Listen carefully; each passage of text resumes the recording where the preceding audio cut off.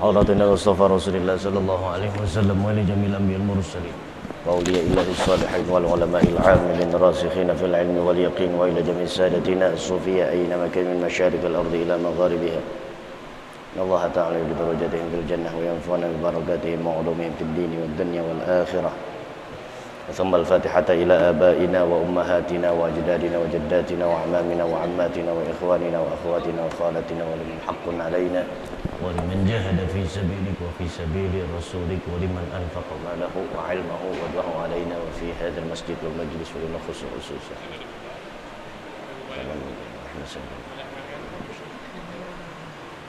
ولمن دفن في هذه المكة إن الله تعالى يتغشانا ويتغشاه من الرحمة والمغفرة وأن يرزقنا السلام الصحة والعافية بدوام الاستقامة السهلة والنجاح والرباح وحسن الخاتمة بجاه حبيب الله صلى الله عليه وسلم. الفاتحة.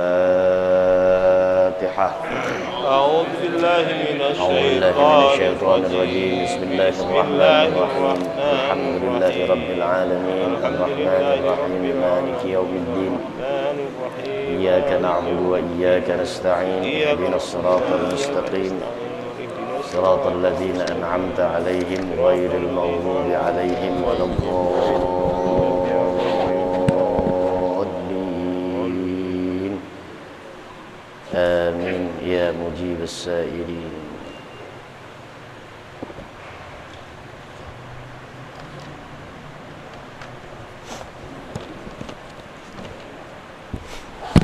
Bismillahirrahmanirrahim. Allahumma salli ala Sayyidina Muhammad wa ala ali Sayyidina Muhammad wa rabbi firli wa liwalidayya warhamhuma kama rabbayani saghira. Assalamualaikum warahmatullahi wabarakatuh. Waalaikumsalam warahmatullahi wabarakatuh.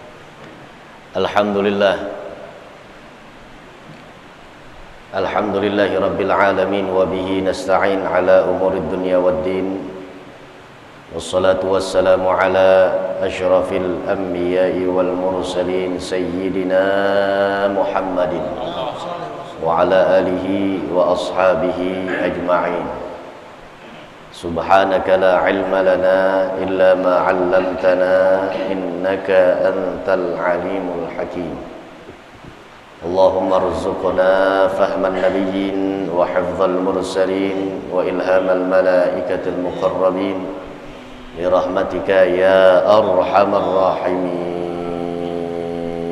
Amin ya rabbal alamin. Amma ba'du, ma'asyiral muslimin, Bapak, Ibu, para jamaah sekalian yang dimuliakan Allah. Alhamdulillah, tsumma alhamdulillah, puji dan syukur kehadirat Allah Subhanahu wa taala. Pada kesempatan malam hari ini kembali kita menggelar satu kegiatan yang mulia atas perintah yang maha mulia dan disukai majelis ini oleh manusia yang mulia, baginda Nabi besar Muhammad sallallahu alaihi wasallam. Dengan kegiatan ini besar harapan kita mudah-mudahan Allah Subhanahu wa taala menambahkan nilai barakah di dalam kehidupan kita. Segala bentuk harapan dan cita-cita kita dikabul oleh Allah Subhanahu wa taala, dan mudah-mudahan majlis ilmu yang setiap waktu kita hadiri ini adalah tempat terakhir kita menghembuskan nafas pada kehidupan kita. Insyaallah Allah matikan kita pada tempat yang mulia. Amin ya rabbal. Para jamaah sekalian yang dimuliakan Allah Subhanahu wa taala, yuk mari sama-sama kita mengawali kajian pada malam hari ini dengan melalui proses perbaikan bacaan suratul Fatihah kita. Silahkan dibuka suratul Fatihah.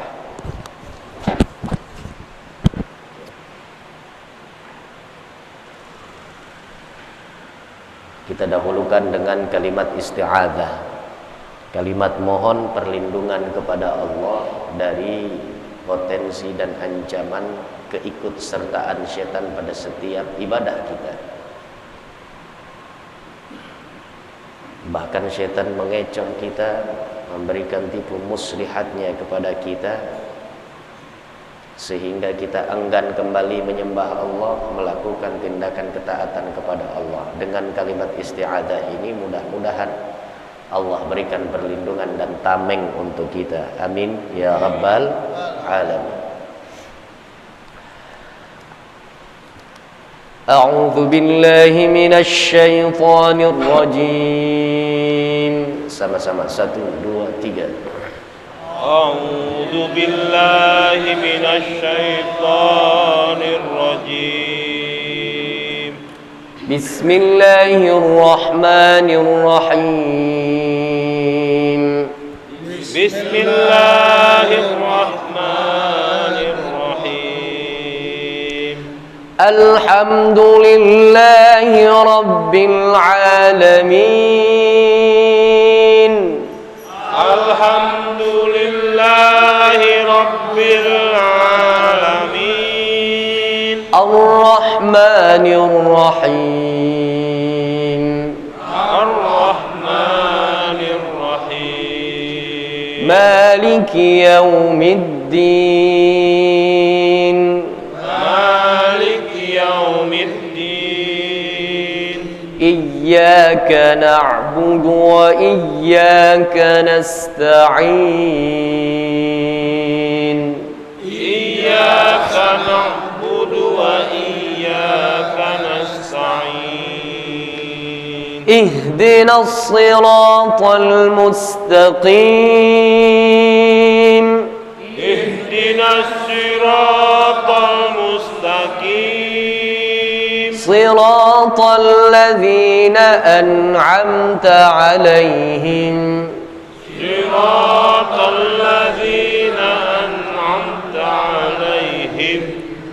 Ghairil maghdubi 'alaihim waladdallin.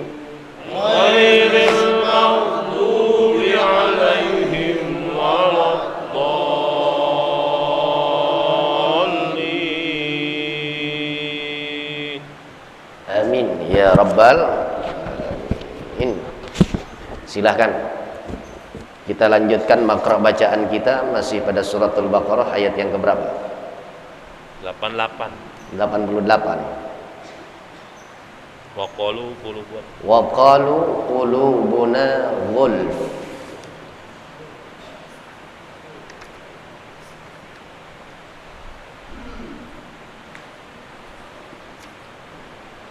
Ya, silahkan dibuka surah Al-Baqarah ayat 88.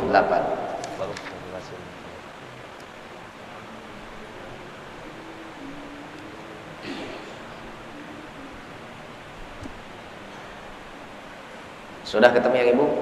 Yang bapak sudah? Ya.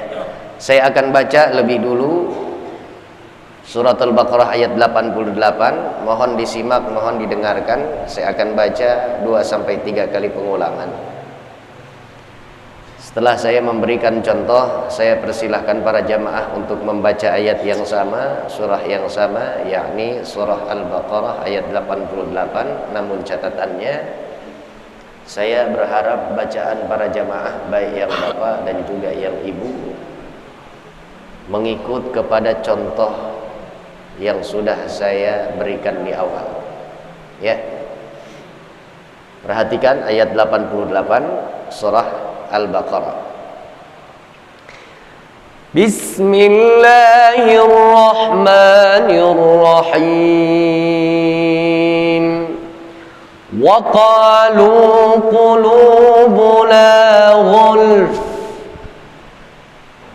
وَقَالُوا قُلُوبُنَا غُلْفٌ. وَقَالُوا قُلُوبُنَا غُلْفٌ. Awas, ada 2 huruf yang ketika disukunkan atau dimatikan secara bersamaan atau berdampingan, yakni huruf lam dan huruf fa. Wa qalu qulubuna ghulf. Ghulf, lamnya terbaca, fa pun ikut terlafazkan. Jangan sampai benar-benar bacaan kita terhenti pada lam yang sukun. Wa qalu qulubuna ghul. Padahal fa-nya masih ada, tapi nggak terbaca. Ya, dua-duanya sukun. Lam sukunnya sukun asli. Sukunnya asli. Ya, fa-nya jadi arid. Wa qalu qulubuna ghulf. Sama-sama yuk. 1, 2, 3. Wa qalu qulubuna ghulf. Coba jamaah yang ibu. 1, 2, 3.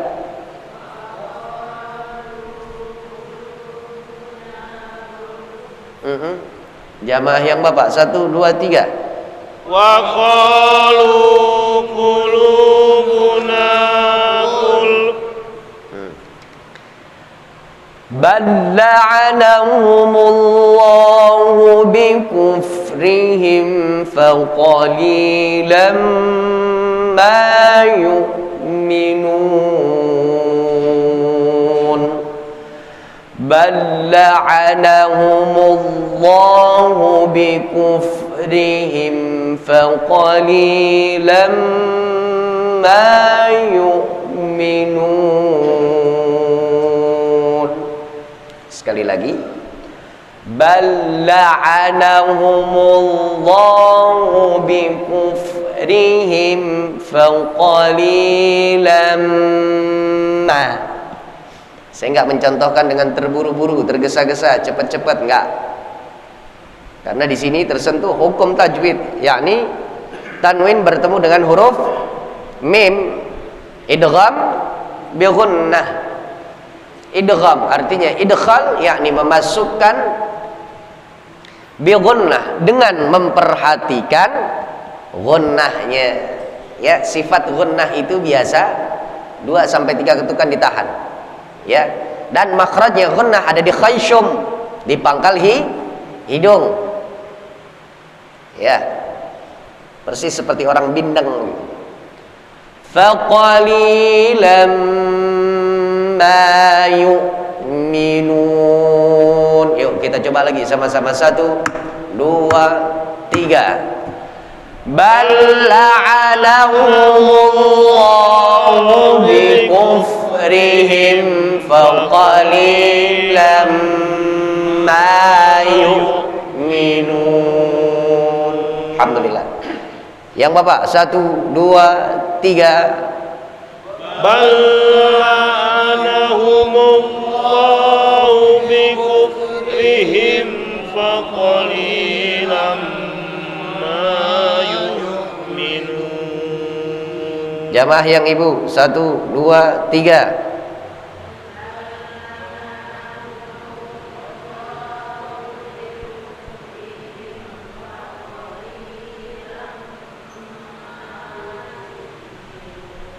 Alhamdulillah. 1 ayat aja. Ya, silahkan yang mau mencoba. Dari jamaah yang bapak maupun jamaah yang ibu. Siapa? Ya, awali dari yang bapak, silahkan. A'udzu billahi minasy syaithanir rajim. Bismillahirrahmanirrahim. Wa qalu qulubuna ghulf. Ya. Bal la'anahumullahu bikufrihim faqalilan ma yu'minun. Ya, alhamdulillah. Siapa lagi yang mau coba? 1 ayat pendek ini. Silahkan.